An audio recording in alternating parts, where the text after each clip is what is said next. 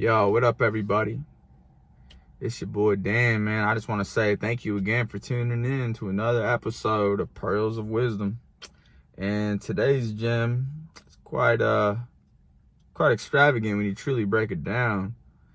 You see, it has to do with the essence of every human being, and that's their personality. And our personality creates our personal reality.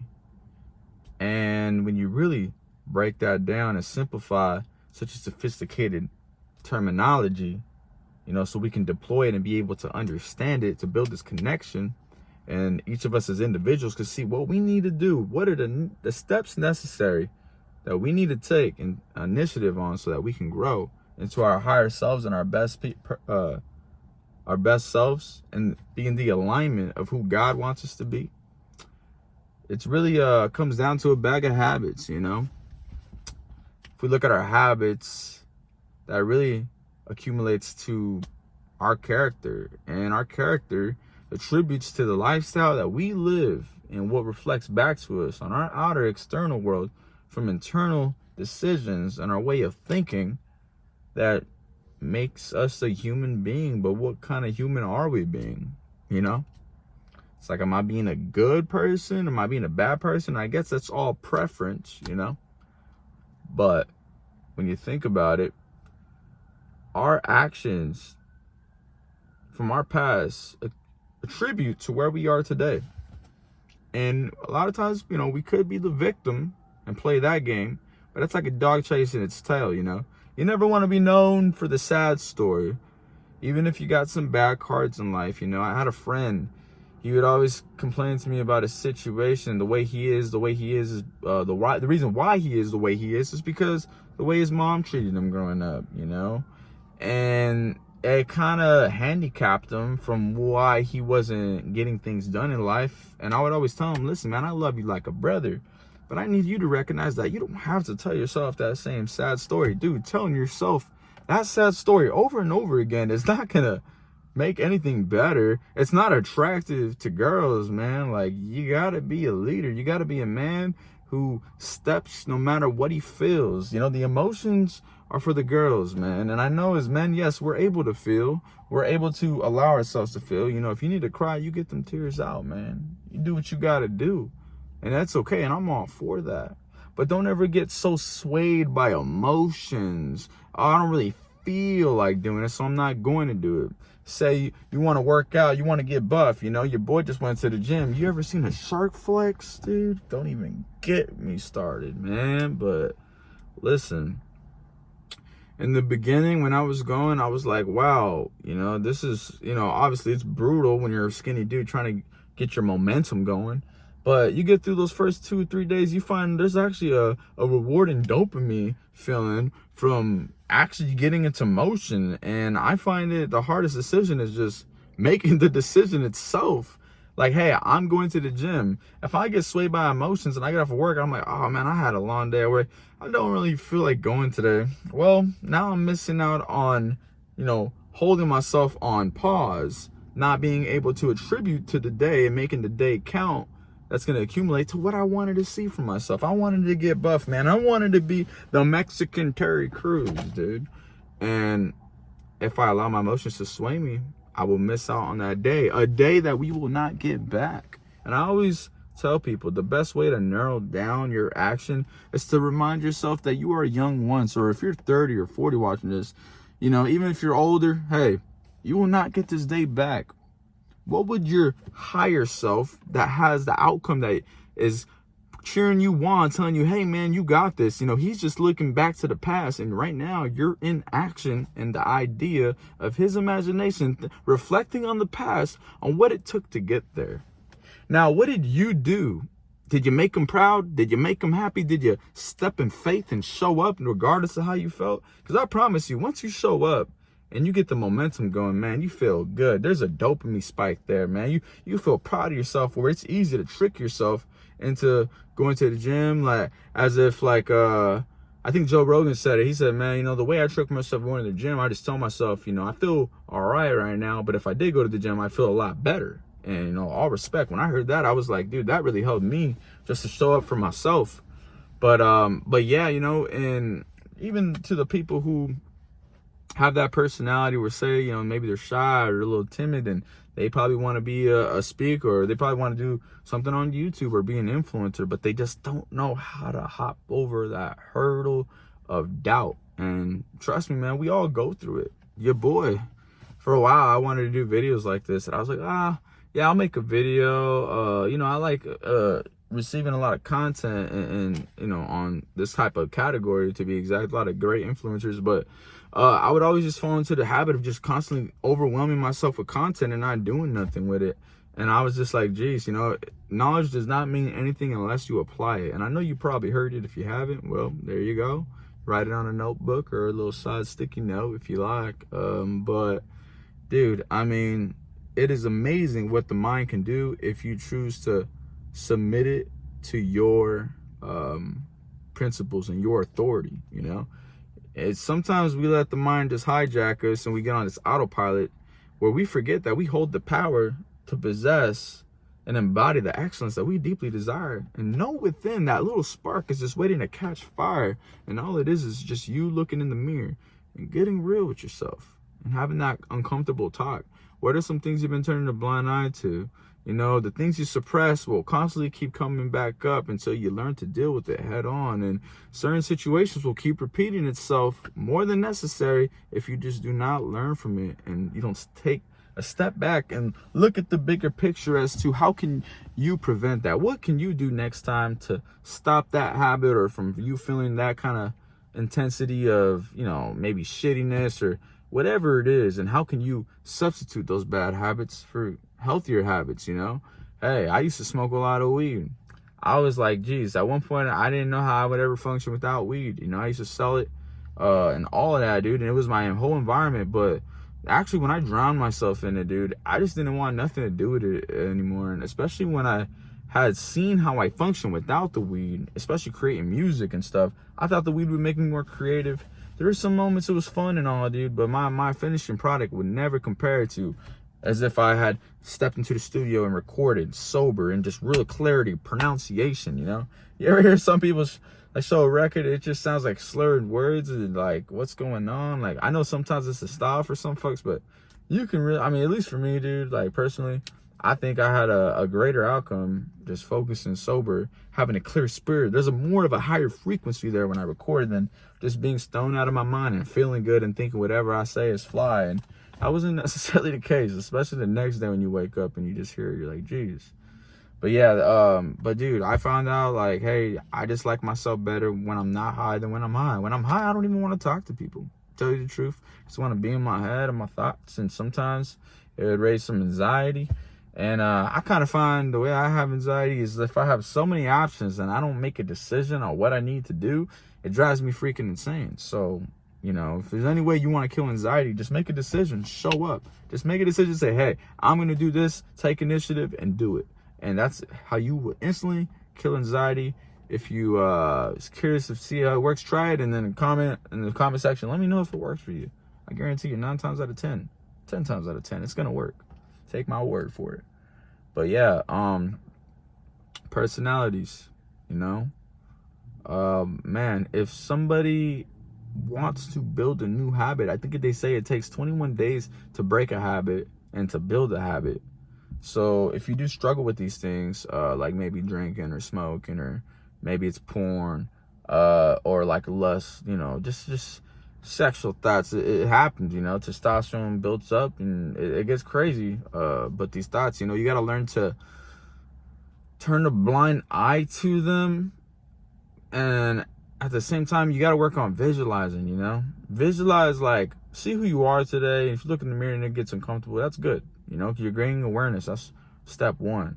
Step 2 is to really like ask yourself, what can you do to prevent these things? Or what would the best part of yourself think of yourself, of himself, if he had proved himself that he can outrun his doubt and succeed in anything he wanted to do? Who would you be if you put your mind to something and knew you wouldn't fail? Knew there's no way in hell you could fail. Who would you be? Write down the character traits. Well, probably extremely confident, smiles when they walk in the room, lighthearted, you know, believes he can make money with effortless ease because it's in his character. He just embodies that. He lives it. He breathes it.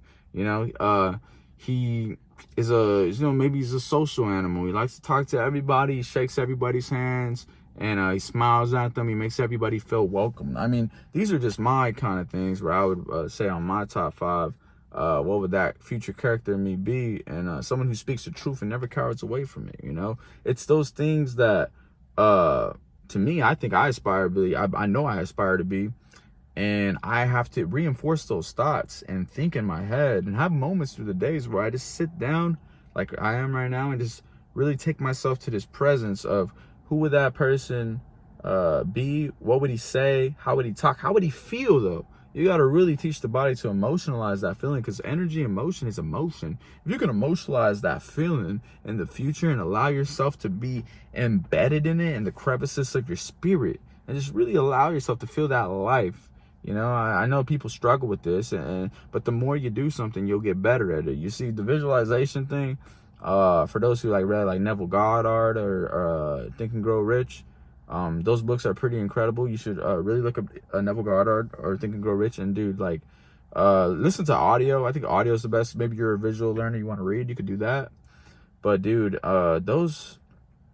the text in that really breaks down. He talks about visualizing how he can feel himself, you know, sitting in the home that he desires, having the things that he desires to have, the car. He wants to feel the steering wheel when he's driving. Like, it's these kind of things that feel a little lunatic if you're judging it. But dude, don't knock it until you try it, because when you do it, you feel your spirit enter into this realm. You just breathe. You breathe slowly, and you catch yourself slowly but surely forgetting that you're in a human body. And you got to give it your 5 senses: taste, touch, feel, smell. What does it smell like in that genuine leather when you're in that white Rolls Royce, red interior, stars on the roof? What does it feel like when you steer it and you're in Laguna Beach turning on to the gated community because you're about to enter in your mansion? What does it smell like when you're near the beach and you can smell the sand and the wind and that kind of whole feeling, baby? Like, what is that?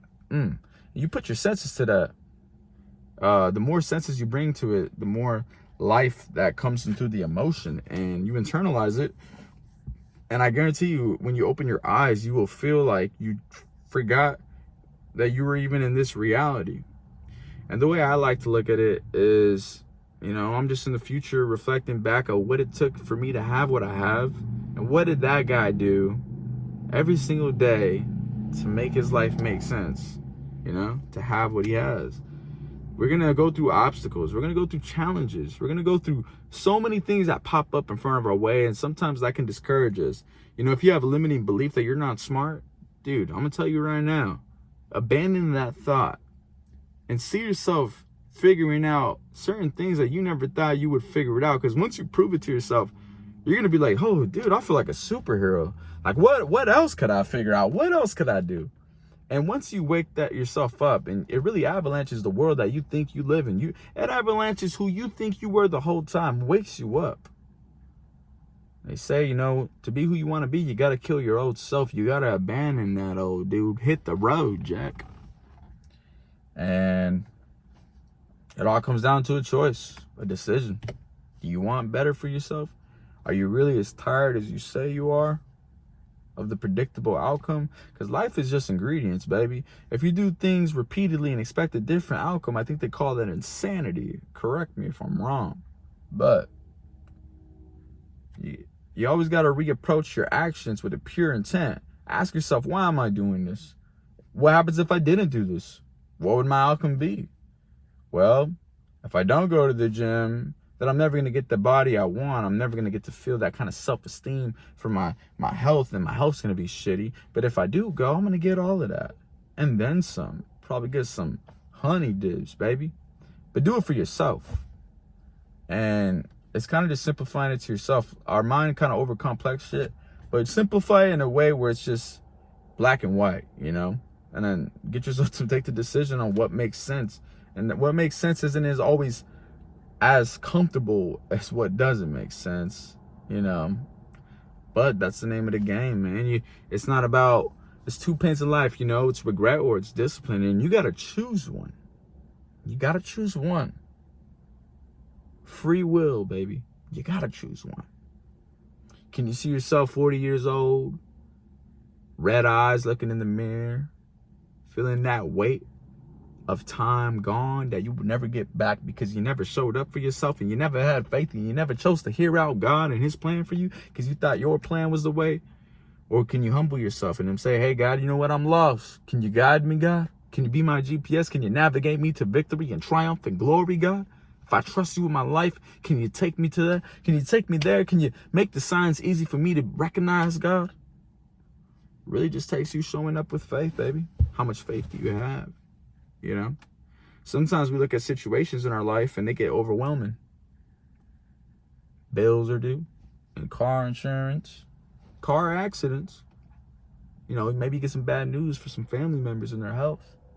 Sometimes it could seem like so much. It's like there's a tornado in the storm and it's raining cats and dogs. You got Peter trying to walk on water to Jesus. He's in the boat with all his homies. They're all telling him, hey, Peter, look at the situation, dude. Are you blind? How are you going to walk on water? Are you insane? And a lot of times that analogy in itself, at least in my preference of being a viewer reading that, it's like Jesus made these characters to represent today's times, you know.